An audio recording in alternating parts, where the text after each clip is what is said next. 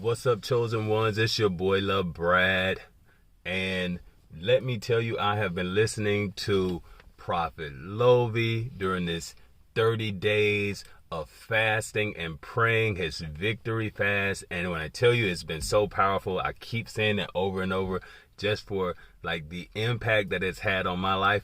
But it's given me inspiration to kind of speak of some of the things that, chosen ones go through. And chosen ones, if you are not reading your Bible and tapping into, this spiritual energy, you definitely should be. It'll give you so much insight on what is going on. And one of the things that he has called out that I think is so important is the fact that, the chosen ones, it's not about, that you have a good heart that separates you from others. Well, I mean, that does separate you from others. And I think a lot of chosen ones don't necessarily get that. That's a part of the journey, is recognizing that you are different. But it is that you have been made different by God. God made you to set you apart from others. And I think we go around looking and expecting other people to have the same kind of heart that we have, for other people to behave the way that we behave, to treat us back the same way that we treat them. And then we're shocked when we don't get that. And the thing about that is that, people haven't been made specifically for God's purpose. God made you for a purpose so that you are setting an example. The chosen people of God were the Israelites, and they're very separate from the Gentiles. They got a very separate set of rules that were given to the chosen people than the rules that were given to the Gentiles. And most of us, I think, when we talk about the chosen ones today, we're not necessarily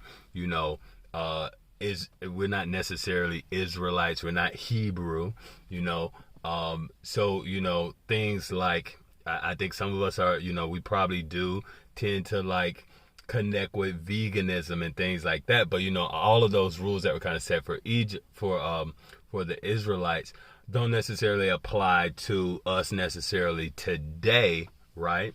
And I think it's that same thing in that,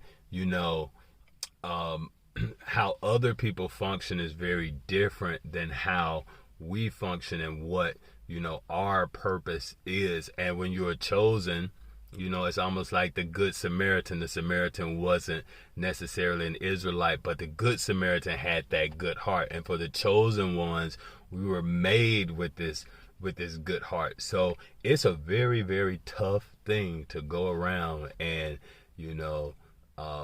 want to be a part of different groups, right? I think most of the chosen ones were probably born into a family where you feel like you were born into like a lot of darkness, but then you were made specifically to be this light within the family.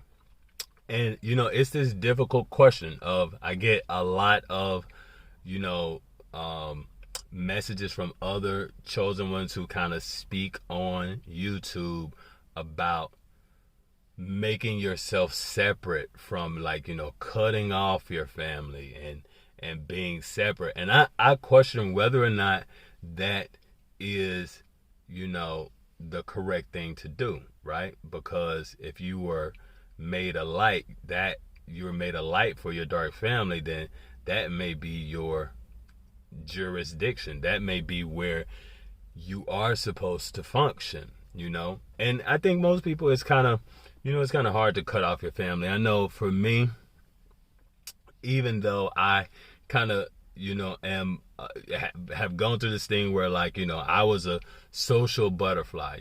People say, oh, Brad is so outgoing, he connects with everyone. Well, yes, because I think I was always trying to find my place within a group, and never really quite feeling like that I fit, right? So, in doing that, you end up meeting and, you know, meeting so many different people, right? You know, in high school, I was, you know, voted one, you know, at the end of the senior year, they vote everyone something. And for me, it was most outgoing, right?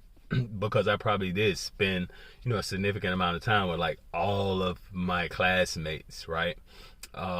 And but you know, still not feeling like I fit in, and even, you know, going through different careers, right?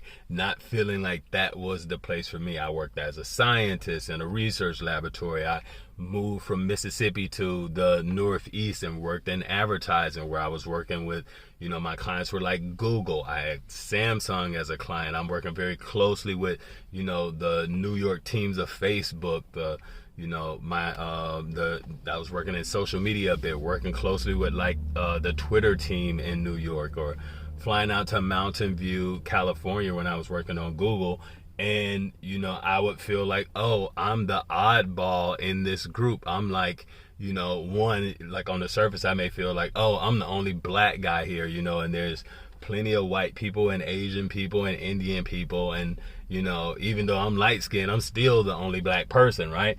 And so feeling like I didn't necessarily fit in those groups, feeling like I didn't fit in with, you know, the black LGBT community, the, you know, the white LGBT community, or, you know, or with the, whatever group. It always felt like very separate, you know. And even with like, I don't know if I would say with the church, but, you know, that's a thing too. Like, you know, I would go to, say, my grandmother's church, which is a very small church, and maybe didn't necessarily feel like I was getting what I wanted, what I needed from that experience. And that's why it's so great, like with Prophet Lovie, is because he is definitely teaching this spiritual thing, right? And because I have this background of having studied astrology, and then more recently tarot cards, and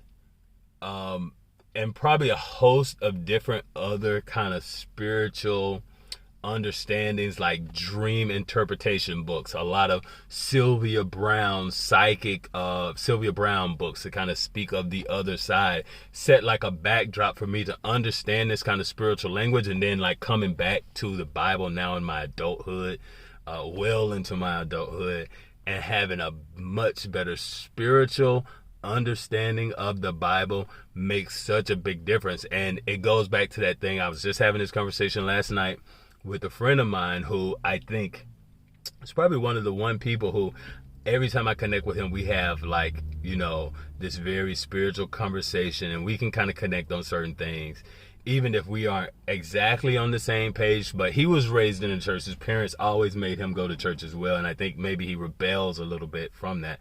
But we both connect on this very spiritual thing. And it's this thing of, you know, people will say, oh, when you read the Bible, let me turn on some air. Feel that heat. When you read the Bible, you know, people will say like a lot of the Old Testament, oh, you have to, like the book of Genesis, you have to, you know, read it like it is. Okay, that'll work. Genesis, you have to read it like it is, you know, parable or fable. But no, in actuality, it is speaking about